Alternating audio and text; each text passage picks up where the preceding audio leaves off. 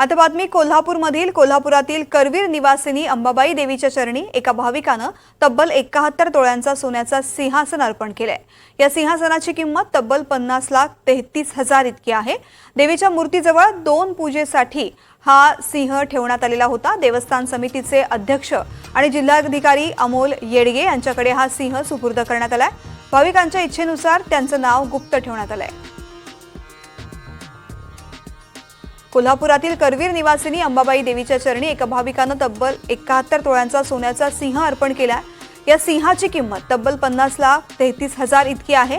देवीच्या मूर्तीजवळ 2 पूजेसाठी हा सिंह ठेवण्यात आला होता। विशाल पुजारी माझे सहकारी आपल्या सोबत आहेत। विशाल, तृप्ती, श्रावण महिन्यानिमित्त अनेक भाविक करवीर निवासिनी श्री अंबाबाई देवीच्या दर्शनासाठी येत असतात।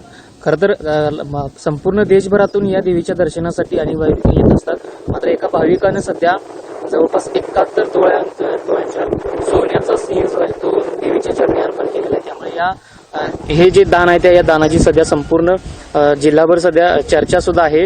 हे जे हा जो सिंह जो अर्पण करण्यात आलेला आहे तो देवस्थान समितीचे अध्यक्ष आणि जिल्हाधिकारी अमोल येडगे यांच्याकडे हा जो सिंह आहे तो सुपूर्द करण्यात आलेला आहे। मात्र हा जो सिंह आहे तो जवळपास याची जर किंमत जर पाहिली तर जवळपास 50 लाखांहून अधिक असल्याचं देवस्थान समितीने सांगण्यात आलेलं आहे। मात्र संपूर्ण जिल्हाभर आता या देवीच्या चरणी जे अर्पण झालेलं जे सोनं आहे त्याची जी सध्या चर्चा आहे।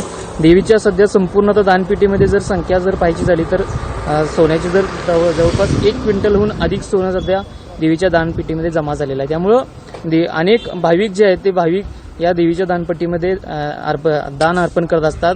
आज हे जे दान अर्पण करण्यात आलेलं आहे त्या भाविकांना आपलं नाव गुप्त ठेवण्याची सुद्धा एक जी सूचना आहे ती सूचना देण्यात आलेली आहे। त्यानुसार त्या भाविकाचं नाव गुप्त सुद्धा ठेवण्यात आलेलं आहे। तृप्ती, विशाल, धन्यवाद सविस्तर माहितीसाठी।